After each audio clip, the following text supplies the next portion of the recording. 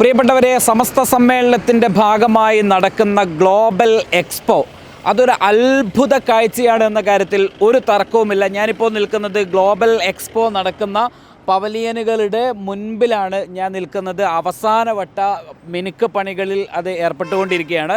ഞാൻ ഈ ഗ്ലോബൽ എക്സ്പോയെക്കുറിച്ച് പറയുമ്പോൾ കുണിയയുടെ സൗഹാർദ്ദത്തെക്കുറിച്ച് മുൻപും ഞാൻ ഒരു സ്റ്റോറിയിൽ അത് പറഞ്ഞിട്ടുണ്ടായിരുന്നു. സുപ്രഭാതം, ഇവിടുത്തെ ബിലാൽ മസ്ജിദും അതോടൊപ്പം തന്നെ ശ്രീ മഹാവിഷ്ണു ക്ഷേത്രത്തിൻ്റെയും കവാടങ്ങൾ, മിനാരവും അതോടൊപ്പം തന്നെ അമ്പലത്തിൻ്റെ ക്ഷേത്രത്തിൻ്റെ ആ ഒരു സിമ്പലും ഒരുമിച്ച് വരുന്ന ഒരു ഗേറ്റ്, അതൊരു സൗഹാർദ്ദത്തിൻ്റെ ഗേറ്റാണ് എന്ന് നമ്മൾ മുൻപ് പറഞ്ഞതാണ്. ആ സൗഹാർദ്ദത്തിൻ്റെ ആ ഗേറ്റ് കണ്ടുകൊണ്ടാണ് നമ്മൾ നമ്മുടെ ഈ കുണിയയിലെ ഈ എക്സ്പോ നഗരിയിലേക്ക് നമ്മൾ കടക്കുന്നത്. ഒരു ദിവസം അഥവാ 31-ന് ആരംഭിച്ച് ജനുവരി 31-ന് ആരംഭിച്ച് ഫെബ്രുവരി 8-ന് അവസാനിക്കുന്ന രീതിയിലാണ് നമ്മുടെ എക്സ്പോ ഇവിടെ നടക്കുന്നത്.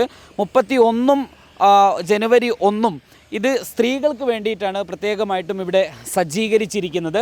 അതിനുശേഷം അന്ന് പുരുഷന്മാർക്ക് പ്രവേശനം ഉണ്ടായിരിക്കില്ല, അതിനുശേഷം പുരുഷന്മാർക്ക് പ്രവേശനമുണ്ടാകും. ആ രീതിയിൽ ഇവിടെ എന്തൊക്കെയാണ് നടക്കുന്നത്, എങ്ങനെയൊക്കെയാണ് കാഴ്ചകൾ എന്നത് സംബന്ധിച്ചാണ് നമ്മൾ ഇന്ന് ഇവിടെ പറയാൻ പോകുന്നത്. എന്തൊക്കെയാണ് ഈ എക്സ്പോയിൽ നടക്കുന്നത്, എന്തൊക്കെയാണ് ക്രമീകരണങ്ങൾ, ഇവിടെ വരുന്ന ഒരാളെ സംബന്ധിച്ചിടത്തോളം ആ എക്സ്പോ അദ്ദേഹത്തിന് എന്തൊക്കെ കാഴ്ചകൾ സമ്മാനിക്കും എന്നത് സംബന്ധിച്ച് നമ്മോട് പ്രതികരിക്കുന്നതിന് വേണ്ടി എക്സ്പോ കമ്മിറ്റിയുടെ ചെയർമാനും കൺവീനറും ബന്ധപ്പെട്ട ആളുകളുമൊക്കെ നമ്മുടെ കൂടെ ഇപ്പോൾ ചേരുന്നുണ്ട്. നമ്മളിപ്പോൾ സമ്മേളനത്തിൻ്റെ മുന്നോടിയായി നമ്മുടെ എല്ലാവരുടെയും ഒരു കൗതുകം എന്താണ് എക്സ്പോ, എങ്ങനെയാണ് എക്സ്പോ എന്നുള്ളതാണ്. ആക്ച്വലി എന്താണ് എക്സ്പോ? എക്സ്പോ ഒരു നമ്മുടെ സമ്മേളനത്തിൻ്റെ ഏറ്റവും പ്രധാനപ്പെട്ട ഒരു ആകർഷണീയമായിട്ടുള്ളൊരു പ്രോഗ്രാമാണ്. അത് നമ്മൾ 30-ാം തീയതിയാണ് ഉദ്ഘാടനം നടക്കുന്നത്. 31 ദിവസങ്ങളിൽ സ്ത്രീകൾക്കാണ്. അതിനുശേഷം ഫെബ്രുവരി 2 മുതൽ 8-ാം തീയതി വരെ ആണുങ്ങൾക്കുമാണ് ഇത് പ്രദർശനത്തിലുള്ള അവസരം ഒരുക്കിയിരിക്കുന്നത്. പിന്നെ ഇതിനകത്ത് പ്രധാനമായി ഒരു 10-12 പവലിയനുകളാണ് ഉള്ളത്. അപ്പോൾ ഓരോ പവലിയനും ഓരോ കൺസെപ്റ്റാണുള്ളത്. അപ്പോൾ ഒരു പവലിയനിലകത്ത് കടന്ന് അതിനകത്തുള്ള കാര്യങ്ങളൊക്കെ കണ്ടു കഴിഞ്ഞതിന് ശേഷം പുറത്തിറങ്ങുന്നു, അടുത്തതിലേക്ക് പോകുന്നു. അങ്ങനെ എല്ലാം വളരെ സമയമെടുത്ത് എക്സ്പ്ലോർ ചെയ്യാൻ പറ്റുന്ന രീതിയിലാണ് ഇതിപ്പോൾ കാര്യങ്ങളെല്ലാം പ്രിപ്പയർ ചെയ്തിരിക്കുന്നത്. ഒരാൾ ഇവിടെ വരുന്ന സമയത്ത് അദ്ദേഹം എത്ര സമയം ഇതിനകത്ത്, ഇവിടെ നമ്മളിപ്പോൾ നിൽക്കുന്നത് എൻട്രൻസ് ഗേറ്റിലായിരിക്കും അല്ലേ? ഇവിടെ വരും. ഇവിടെ എൻട്രൻസ് ഗേറ്റ് കടന്ന് അദ്ദേഹം ഉള്ളിലേക്ക് എത്തുമ്പോൾ അദ്ദേഹത്തിന് എത്ര മണിക്കൂർ അല്ലെങ്കിൽ മിനിറ്റുകൾ ഇതിനകത്ത് ചിലവഴിക്കാൻ കഴിയും? ഒരാൾക്ക് ഇതിനകത്ത് കൃത്യമായി എക്സ്പ്ലോർ ചെയ്യുകയാണെങ്കിൽ ഒരു 3 മണിക്കൂർ സമയമെടുക്കും. ഇനി നമ്മൾ അതിനകത്ത് കൊടുത്തിരിക്കുന്ന കണ്ടൻറ്റുകൾ മുഴുവൻ വായിച്ച് മനസ്സിലാക്കി മുന്നോട്ട് പോവുകയാണെങ്കിൽ അതിലധികം സമയമെടുക്കും. ഇവിടെ സ്വാഭാവികമായിട്ടും 2 ദിവസം സ്ത്രീകൾക്ക് മാത്രമാണ്. സംസ്ഥാനത്തിൻ്റെ പല ഭാഗത്തു നിന്നും ആളുകൾ എൻക്വയറി വന്നുകൊണ്ടിരിക്കുന്നു, ബസ്സുകൾ ബുക്ക് ചെയ്യുന്നു, കുടുംബങ്ങൾ ബസ്സുകൾ ചാർട്ട് ചെയ്ത് വരുന്നു.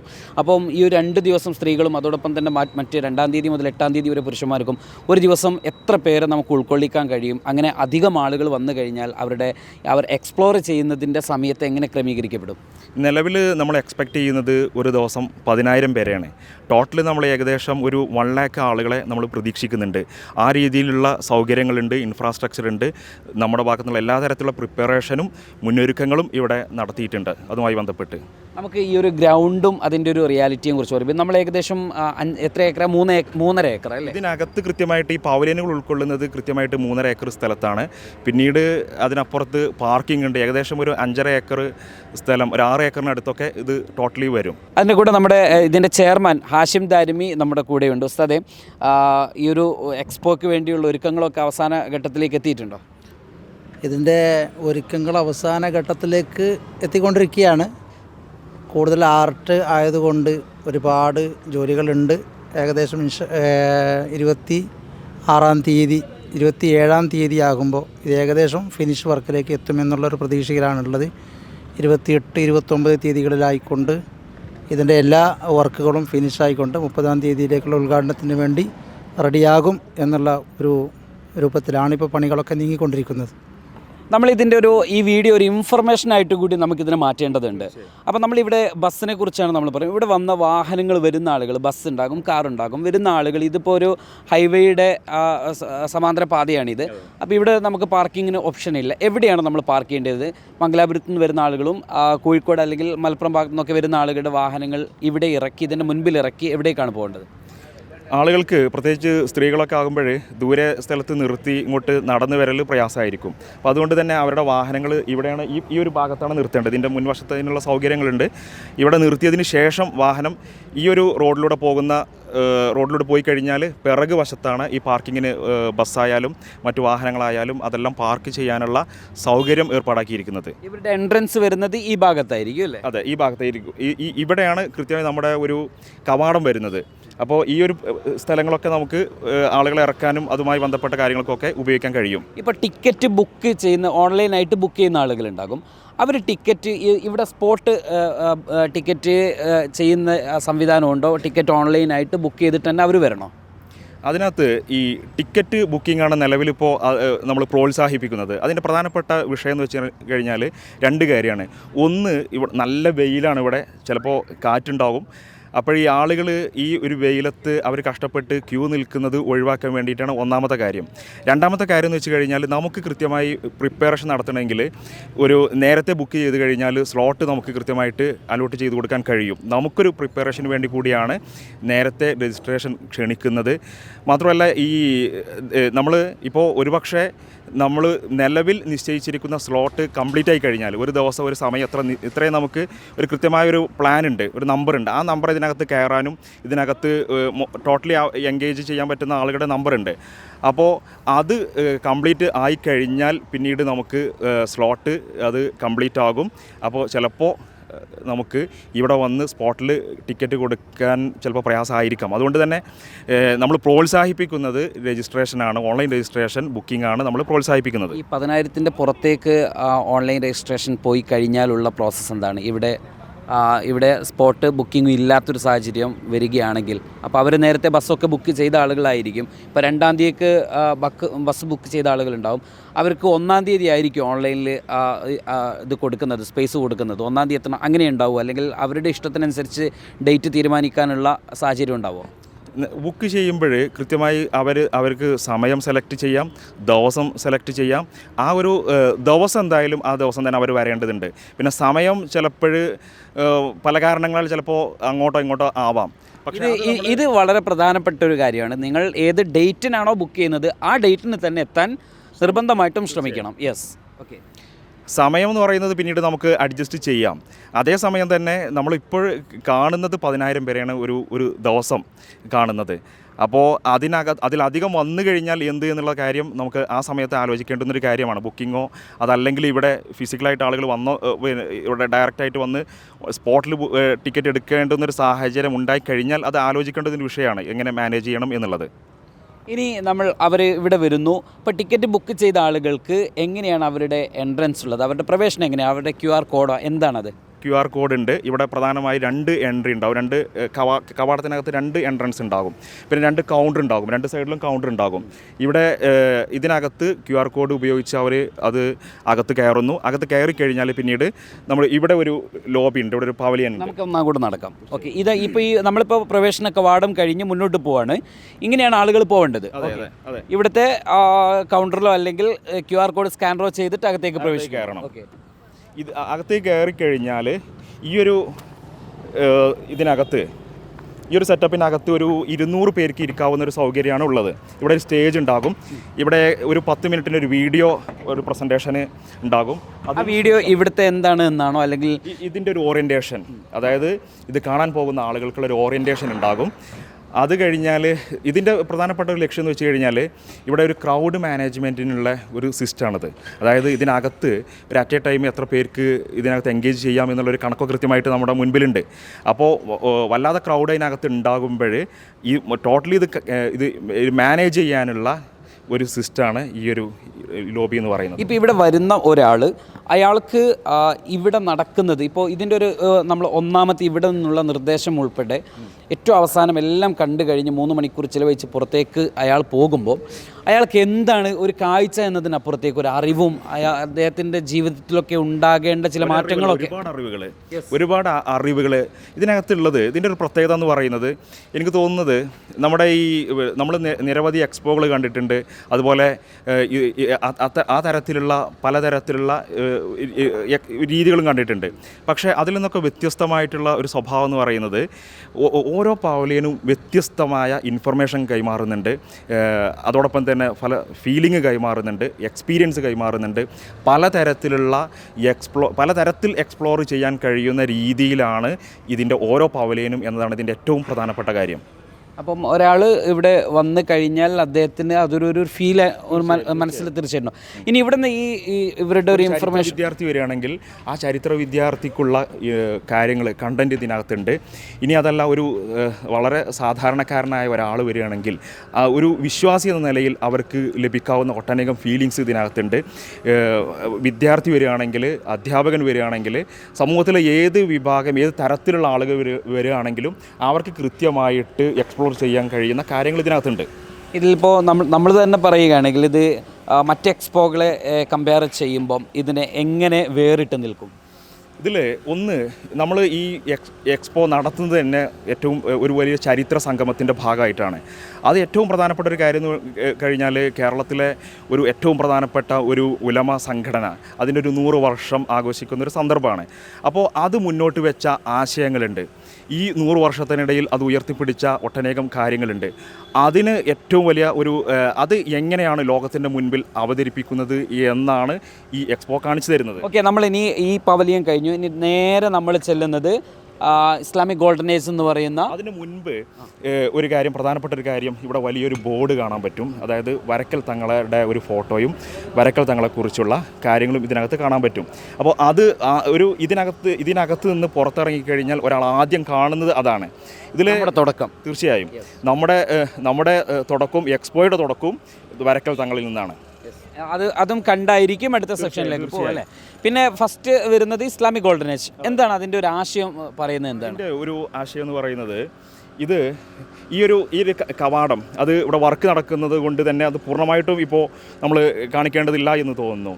ഇത് 10-ാം നൂറ്റാണ്ടിൽ മുസ്ലിം സ്പെയിനിൽ അവിടുത്തെ ഭരണാധികാരി ഉണ്ടാക്കിയ ഒരു മദീനത്ത് സുഹ്റ എന്ന് പറയുന്ന അവിടുത്തെ ഒരു നഗരമുണ്ട്. ആ നഗരം എന്ന് പറയുന്നത് ലോക നാഗരികതയുടെ, ജ്ഞാനത്തിൻ്റെ, പ്രതിഭയുടെ, ദിഷണയുടെ ഒരു പ്രധാനപ്പെട്ട ഒരു കേന്ദ്രമായിരുന്നു. അപ്പോൾ അതിൻ്റെ ഒരു പ്രവേശന കവാടം എന്ന് പറയുന്നത് ബാബു സുധ എന്ന് പറയും, അതായത് പ്രവേശന കവാടം. ആ പ്രവേശന കവാടത്തിൻ്റെ ഒരു മാതൃകയാണ് ഇതിൻ്റെ ഈ ഒരു പവലിയൻ്റെ മാതൃക എന്ന് പറയുന്നത്. ഇതിനകത്തുള്ള കണ്ടൻറ്റ് എന്ന് പറയുന്നതും അത് തന്നെയാണ്. അതായത് ലോകത്തെ 8-ാം നൂറ്റാണ്ട് മുതൽ 15-ാം നൂറ്റാണ്ട് വരെയുള്ള ലോക ഇസ്ലാമിക സമൂഹത്തിൻ്റെ ജ്ഞാനത്തിൻ്റെ, പ്രതിഭയുടെ, ദിഷണയുടെ ഒക്കെ തന്നെ കോൺട്രിബ്യൂഷൻ, സയൻസിനും അതുപോലെ തന്നെ ശാസ്ത്രം, അതുപോലെ തന്നെ വിവിധ മേഖലകളിൽ, ഈ ലിറ്ററേച്ചറിൽ, ഇങ്ങനെ പല മേഖലയിലും ലോകത്തിന് വലിയ സംഭാവന മുസ്ലിങ്ങൾ നൽകിയിട്ടുണ്ടല്ലോ. അപ്പോൾ അതുമായി ബന്ധപ്പെട്ടുള്ള കാര്യങ്ങൾ ഏറ്റവും വേർത്തായിട്ട് തന്നെ ഇതിനകത്ത് അവർക്ക് എക്സ്പ്ലോർ ചെയ്യാൻ കഴിയും.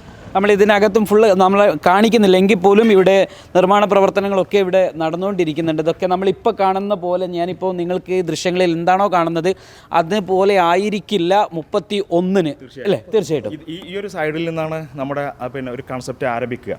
അതായത് ഇതൊരു അവിടുത്തെ ഒരു നഗരത്തിൻ്റെ ഒരു സാമ്പിളാണ്. അപ്പോൾ ഇതിനകത്ത് അന്നത്തെ ക്രോക്കറീസ്, അന്നത്തെ വസ്ത്രങ്ങൾ, അന്നത്തെ ആർക്കിടെക്ചർ, ഇതൊക്കെ കൃത്യമായി ഇതിനകത്ത് റിഫ്ലക്റ്റ് ചെയ്യും. ഇവിടെ ഇംഗ്ലീഷിലും ഇതിൻ്റെ ഒരു പ്രത്യേകത എന്ന് പറയുന്നത്, ഇതിനകത്ത് കൃത്യമായ ഇതിൻ്റെ ഡെമോൺസ്ട്രേഷന്, അതുപോലെ ഇല്ലസ്ട്രേഷൻ, ഇതിൻ്റെ പ്ലേസ്, ഇതെല്ലാ കാര്യങ്ങളും നമുക്ക് കാണാൻ പറ്റും. കൃത്യമായി കണ്ട് തന്നെ നമുക്ക് ഇത് ഫീൽ ചെയ്യാൻ കഴിയും. ഇത് നമുക്ക് ഇൻഫർമേഷൻ കിട്ടും. അതേസമയം തന്നെ ഓരോന്നിൻ്റെയും ഡിസ്ക്രിപ്ഷനും ഇതിൻ്റെ കൂടെ കൊടുത്തിട്ടുണ്ടാകും. ഒരു ഇംഗ്ലീഷിലും മലയാളത്തിലും കൊടുത്തിട്ടുണ്ട്, വൃത്തിയായിട്ട് എഴുതി വെച്ചിട്ടുണ്ടാകും. അതോടൊപ്പം തന്നെ അത് കൂടാതെ ഒരു HR ഉണ്ടാകും. ഇതിൻ്റെ നല്ല എക്സ്പേർട്ട് കണ്ടൻറ്റ് ഇതിൻ്റെ കൂടെ ഉണ്ടാകും. നമുക്ക് ഈ വിസിറ്റ് ചെയ്യുന്ന ആളുകൾക്ക് എന്തെങ്കിലും സംശയം ഉണ്ടെങ്കിൽ അവരോട് ചോദിച്ച് മനസ്സിലാക്കാൻ പറ്റും. ഇനി തിരക്കാണെങ്കിൽ അവർക്ക് ജസ്റ്റ് വായിച്ച് മനസ്സിലാക്കാൻ പറ്റും. അതുമല്ല, അതിനേക്കാൾ തിരക്കാണെങ്കിൽ ജസ്റ്റ് കണ്ടും ഈ കാര്യങ്ങൾ മനസ്സിലാക്കാൻ കഴിയും. ഏത് രീതിയിലും ഏത് തരത്തിലുള്ള ആളുകൾക്കും കൃത്യമായി നമ്മൾ ഉദ്ദേശിക്കുന്ന കണ്ടൻറ്റ് കൺവിൻസ് ചെയ്യിക്കുക എന്നുള്ളതാണ് നമ്മൾ പ്ലാൻ ചെയ്തിരിക്കുന്നത്. നമുക്ക് നേരെ രണ്ടാമത്തെ പവലിയനിൽ പോകാം. ഇതിൽ തന്നെ ഏറ്റവും പ്രധാനപ്പെട്ട മറ്റൊരു കാര്യം എന്ന് പറയുന്നത്, ഇപ്പോൾ ആ കാലഘട്ടത്തിൽ എല്ലാ വീടുകളിലും ലൈബ്രറി ഉണ്ടായിരുന്നു എന്നുള്ളതാണ്. പ്രധാനപ്പെട്ട വീടുകളിലൊക്കെ ലൈബ്രറി, അതായത് ഹോം ലൈബ്രറി എന്ന് പറയുന്ന ഒരു കൺസെപ്റ്റ് ഉണ്ടായിരുന്നു. അതായത് ഇൻസ്റ്റിറ്റ്യൂഷനുകളിൽ മാത്രമല്ല വീടുകളിൽ വലിയ ഗ്രന്ഥശേഖരങ്ങൾ ഉണ്ടായിരുന്നു.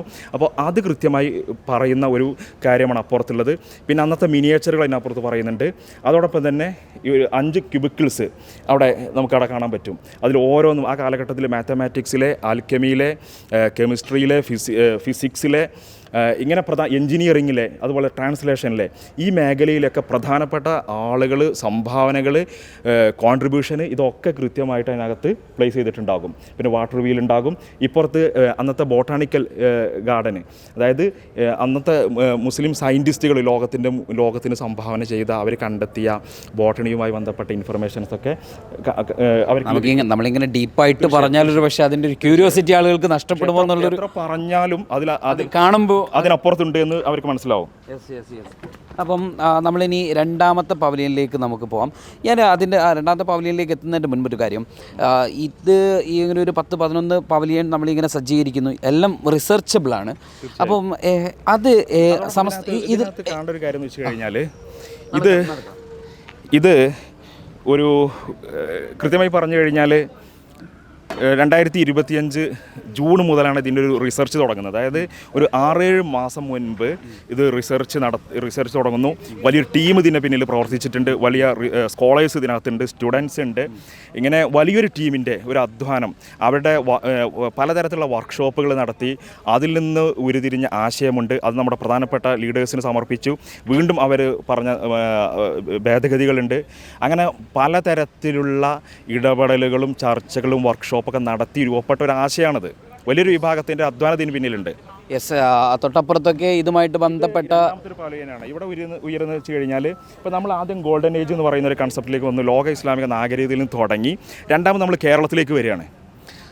കേരളത്തിൻ്റെ ഒരു പാരമ്പര്യത്തെ കൃത്യമായി ഇതിനകത്ത് റിഫ്ലക്റ്റ് ചെയ്യും. അപ്പോൾ കൃഷിയൊക്കെ ഉണ്ടാകും, കൃഷി ഉണ്ടാകും. പക്ഷേ അന്നത്തെ ഒരു പ്രധാനപ്പെട്ട ഒരു കാര്യം എന്ന് വെച്ച് കഴിഞ്ഞാൽ, ഈ പാടം, ഈ കൃഷി നടത്തുന്ന സ്ഥലങ്ങളുണ്ടല്ലോ, അതിനോട് കേന്ദ്രീകരിച്ച് അതിൻ്റെ പരിസരത്തായിട്ട് ഈ സ്രാമ്പി എന്ന് പറയുന്ന ചെറിയ പള്ളി ഉണ്ടായിരുന്നു. അപ്പോൾ ഇവിടെ ഒരു പള്ളി ഉയരും. അപ്പോൾ ഒരു ഹൗദ് ഉണ്ടാകും, പള്ളി ഉണ്ടാകും, പിന്നെ അതുപോലെ തന്നെ വീടുണ്ടാകും. ഈ വയലിൻ്റെ ഒരു സദസ്സ് ഇവിടെ ഉണ്ടാകും. പണ്ട് നമ്മുടെ കേരളത്തിലെ ഇസ്ലാമിക സമൂഹത്തിന് വലിയ രീതിയിലുള്ള ഈ എഡ്യൂക്കേഷൻ കൊടുത്ത ഒരു ആശയമാണ് ഈ വയലുകൾ എന്ന് പറയുന്നത്. അപ്പോൾ വയലോ കൃത്യമായിട്ട് നമുക്കിവിടെ നടക്കും. അതുപോലെ പ്രസ് ഉണ്ട്. ആ കാലഘട്ടത്തിലെ അറബി മലയാള പ്രസ് എന്ന് പറയുന്ന വലിയൊരു ആശയം നമ്മുടെ മുൻപിലുണ്ട്. അതൊക്കെ ഇതിനകത്ത് നമുക്ക് കാണാൻ പറ്റും. അങ്ങനെ നമ്മളത് കണ്ട് നമ്മൾ രണ്ടാമത്തെ പവലിയനിലെത്തും. രണ്ടാമത്തെ പവലിയൻ എന്തിനെയാണ് അഡ്രസ്സ് ചെയ്യുന്നത്? രണ്ടാമത്തെ പവലിയൻ നമ്മൾ ഇതിനകത്ത് ഈ ആളുകൾക്ക് പുറത്ത് ഒരു പാത്ത് വേ ഉണ്ട്. ആ പാത്ത് വേയിലൂടെയാണ് ഓരോ പവലിയനകത്തേക്കും ആളുകൾ വരുന്നത്. രണ്ടാമത്തെ പവലിയൻ എന്ന് പറയുന്നത് എഡ്യൂക്കേഷനാണ്. അപ്പോൾ എഡ്യൂക്കേഷൻ ഇതിൻ്റെ പ്രധാനപ്പെട്ട ഒരു കാര്യം എന്ന് വെച്ച് കഴിഞ്ഞാൽ, ഇതിൻ്റെ മുൻപിൽ വലിയൊരു പുസ്തകം, ഒരു കിതാബ് തുറന്ന രീതിയിലായിരിക്കും ഉണ്ടാവുക. കിതാബ് എന്ന് പറഞ്ഞാൽ പോരാ, ഫത്തുൽ മുഈൻ ആയിരിക്കും. അപ്പോൾ ഫത്തുൽ മുഈൻ കേരളത്തിൻ്റെ ഒരു പ്രധാനപ്പെട്ട കേരളത്തിൻ്റെ ഒരു പ്രധാനപ്പെട്ട ഒരു കോൺട്രിബ്യൂഷനാണ്. അപ്പോൾ അതിലൂടെയാണ് ആളുകൾ അകത്തേക്ക് കടക്കുന്നത്. പിന്നീട് ആദ്യം വരുന്നത് ഹിറയാണ്. നമ്മുടെ ഒരു തുടക്കം എന്ന് പറയുന്നത്, ജ്ഞാനത്തിൻ്റെ തുടക്കം എന്ന് പറയുന്നത് ഹിറാ ഗുഹയാണ്. അത് കഴിഞ്ഞാൽ ദാറുൽ അർക്കമുണ്ട്, പിന്നെ ഓത്തുപള്ളിയുണ്ട്, ദർസുകളുണ്ട്. പിന്നീട് വരുന്നത് പ്രധാനമായി കാര്യങ്ങളെന്ന് വെച്ച് കഴിഞ്ഞാൽ, നമ്മുടെ കേരളത്തിലെ സമസ്ത കേരള ജമിയത്തുൽ ഉലമ ഇവിടെ ഉണ്ടാക്കി 100 വർഷത്തിനിടയിൽ ഉണ്ടാക്കിയ ഒട്ടനവധി വിദ്യാഭ്യാസ നവോത്ഥാന പ്രവർത്തനങ്ങളുണ്ട്. അത് മുഴുവൻ ഇതിനകത്ത് നമുക്ക് ഫീൽ ചെയ്യാൻ കഴിയും എന്നുള്ളതാണ്. പ്രത്യേകിച്ച് ഇത് രണ്ടാമത്തെ പവലിയൻ എന്ന് പറയുന്നത് ഒരു വൈജ്ഞാനിക വിസ്ഫോടനത്തിൻ്റെ ഒരു കാഴ്ചകൾ ഒരുക്കുന്ന, അറിവുകൾ സമ്മാനിക്കുന്ന ഒരു പവലിയനായിരിക്കും. സ്പെയിനിലൊക്കെ മുസ്ലിം പണ്ഡിതന്മാർ തുടക്കം കുറിച്ച ഒരു ജ്ഞാനത്തിൻ്റെ വലിയൊരു നവോത്ഥാനത്തിൻ്റെ വലിയൊരു ആശയമുണ്ട്, ഒരു വിപ്ലവമുണ്ട്. ആ വിപ്ലവത്തിൻ്റെ തുടർച്ച കേരളത്തിൽ ഏറ്റെടുത്തു സമസ്ത കേരള ജമിയത്തുൽ ഉലമ എന്ന് കൃത്യമായി രണ്ടാമത്തെ പവലിയൻ ഗ്രാമം, മൂന്നാമത്തെ പവലിയനിൽ കൃത്യമായിട്ട് നമുക്ക് കാണാൻ കഴിയും. നമുക്കിനി മൂന്നാമത്തെ പവലിയനിലേക്ക് പോകാമല്ലോ. നാലാമത്തെ പവലിയൻ. അതോടൊപ്പം തന്നെ ഇതിൽ വ്യത്യസ്തമായ ഒരു കാര്യം എന്ന് വെച്ച് കഴിഞ്ഞാൽ, ടെക്നോളജി കൃത്യമായിട്ട് ഇതിനകത്ത് ഉപയോഗിച്ചിട്ടുണ്ട് എന്നുള്ളതാണ്. അത് കിതാബുകളൊക്കെ നമ്മൾ ടെക്നോളജിയുടെ സഹായത്തോട് കൂടിയിട്ട് പഠിക്കും. ഈ കേരളത്തിലെ സമസ്തയുടെ അംഗീകൃത ദർസ് അറബി കോളേജുകൾ മുഴുവൻ തന്നെ നമുക്ക് കൃത്യമായിട്ട് ഇതിനകത്ത് ഒരു ടണൽ പ്രൊജക്ഷനകത്ത് കൃത്യമായിട്ട് നമുക്ക് കാണാൻ പറ്റും.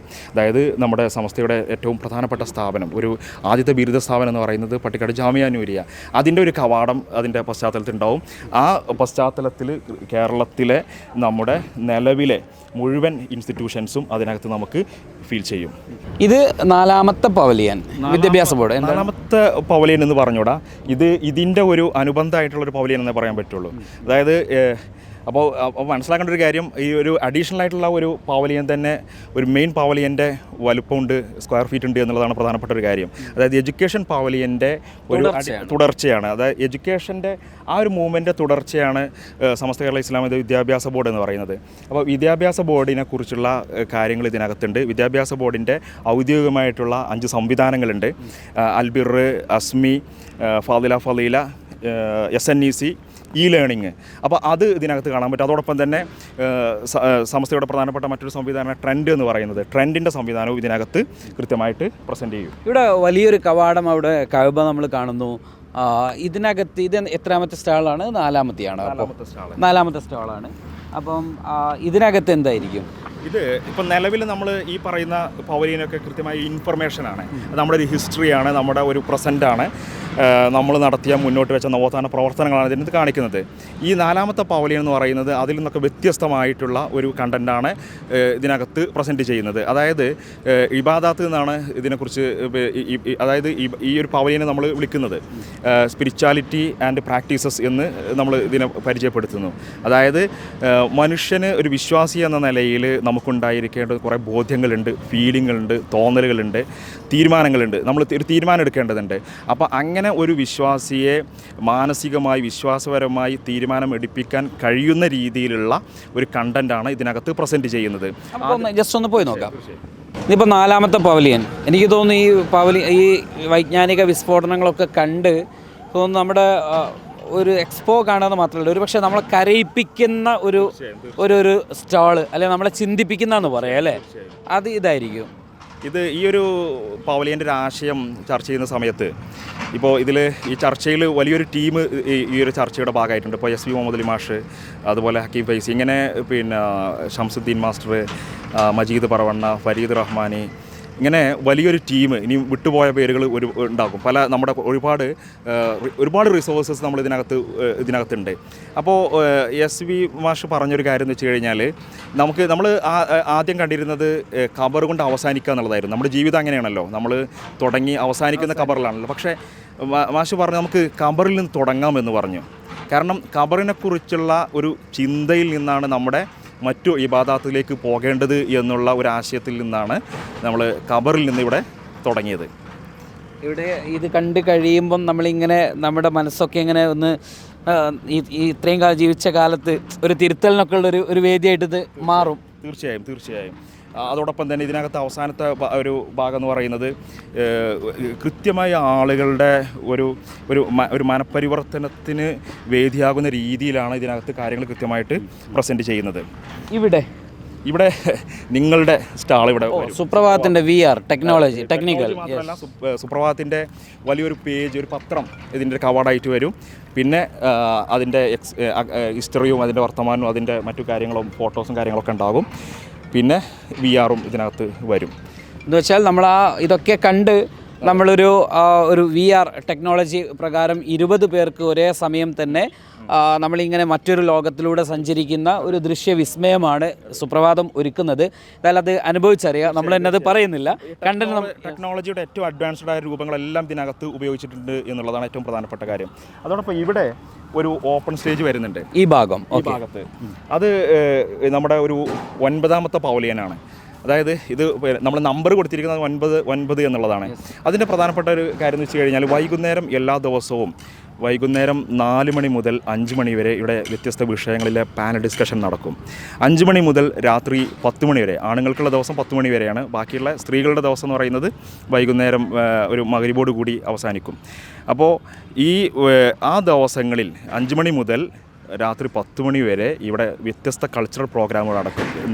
ഇൻ്റർനാഷണൽ, അതുപോലെ നാഷണൽ, മാപ്പിള, ലോക്കലായിട്ടുള്ള പലതരത്തിലുള്ള പെർഫോമിംഗ് ആർട്സ് കൃത്യമായിട്ട് ആളുകൾക്ക് എക്സ്പ്ലോർ ചെയ്യാൻ കഴിയും. ഇതിങ്ങനെ വന്ന് പിന്നെ അതിലേക്ക് പോകുന്നതിന് മുൻപ് ഇവിടെ ഒരു വേദിയും കൂടിയുണ്ട്. ഇവിടെ ഈ കലിഗ്രാഫി, അത് നമ്മുടെ ആർട്ട്, ലൈവ് കലിഗ്രാഫി ഉണ്ട്, പിന്നെ ആർട്ടുണ്ട്. അതുമായി ബന്ധപ്പെട്ടുള്ള ഒരു പ്രസൻറ്റേഷൻ ആയിരിക്കും ഈ ഒരു ഭാഗത്ത് ഉണ്ടാവുക. അത് കഴിഞ്ഞാൽ പിന്നീട് ഇവിടെ ഉയരേണ്ടതുണ്ട്. അത് ടെൻ്റ് ഇപ്പോൾ വരും, അത് ബാക്കി കാര്യങ്ങൾ നടക്കും. നമ്മുടെ സംഘടനയാണ് ഇവിടെ വരുന്നത്. ഓക്കെ. പിന്നെ അവസാന ടെൻ്റ് ആയിരിക്കും ഇത്? അല്ല, അതിന് മുൻപ് ഇത് നമ്മുടെ 14 കീഴ്ഘടകങ്ങൾ, സമസ്തയുടെ 14 കീഴ്ഘടകങ്ങളുടെ സ്റ്റാളാണ് ഇവിടെ ഉണ്ടാവുക. അവർ കൃത്യമായിട്ട് അതിൻ്റെ ഹിസ്റ്ററി പറയും, വർത്തമാനം പറയും, അതുമായി ബന്ധപ്പെട്ട് അവർക്ക് പറയേണ്ടുന്ന കാര്യങ്ങളൊക്കെ പറയും. അതിലേക്കുള്ള ഒരു എൻട്രി എന്ന് പറയുന്നത് നേരത്തെ പറഞ്ഞതുപോലെ ടെക്നോളജിയാണ്. അതായത് ഒരു ബുക്ക് വീൽ എന്ന് പറയുന്ന ഒരു ടെക്നോളജി, അത് കൃത്യമായിട്ട് ആ സമയത്ത് നമുക്ക് കാണാം. അത് കഴിഞ്ഞാൽ ഇവിടെ ചിൽഡ്രൻസ് പവലിയനാണ്, കുട്ടികൾക്ക് ഉള്ള കാര്യങ്ങളാണ് ഇതിനകത്തുള്ളത്. അതിലെന്തായിരിക്കും പ്രധാനമായിട്ടും? അതിൽ ഒരു കിസ് ബൂത്ത് ഉണ്ട്. അതോടൊപ്പം തന്നെ മറ്റൊരു പ്രധാനപ്പെട്ട ഒരു കാര്യം എന്ന് വെച്ച് കഴിഞ്ഞാൽ ഇതിനകത്തുണ്ട്, അതുപോലെ തന്നെ പുറത്തും എന്നുള്ളത് ഈ നമ്മുടെ ഈ എക്സ്പോയുടെ ഏറ്റവും പ്രധാനപ്പെട്ട ഒരു ഹൈലൈറ്റായി അത് മാറുകയും ചെയ്യും. അതായത് AI ഉസ്താദ് എന്ന് പറയുന്ന ഒരു ഒരു ഒരു പ്രസൻറ്റേഷൻ ഇവിടെ നമുക്ക് കാണാൻ പറ്റും. അതായത് രണ്ട് സംഭവമുണ്ട്. ഒന്ന് നേരത്തെ പറഞ്ഞ ഫത്തുൽ മൊയ്നെ കുറിച്ച് പറഞ്ഞല്ലോ, കേരളത്തിൻ്റെ ജ്ഞാനത്തിൻ്റെ ഏറ്റവും വലിയ പ്രധാനപ്പെട്ട ഒരു പ്രൊഡക്ഷനാണത്. അപ്പോൾ ഫത്തുൽ മൊയ്നിലെ മസലകൾ സംസാരിക്കുന്ന ഒരു AI ഉസ്താദ് ഇവിടെ ഉണ്ടാവും. നമ്മൾ ചോദിക്കുന്ന സംശയങ്ങൾക്ക്, നമ്മൾ ചോദിക്കുന്ന ചോദ്യങ്ങൾക്ക്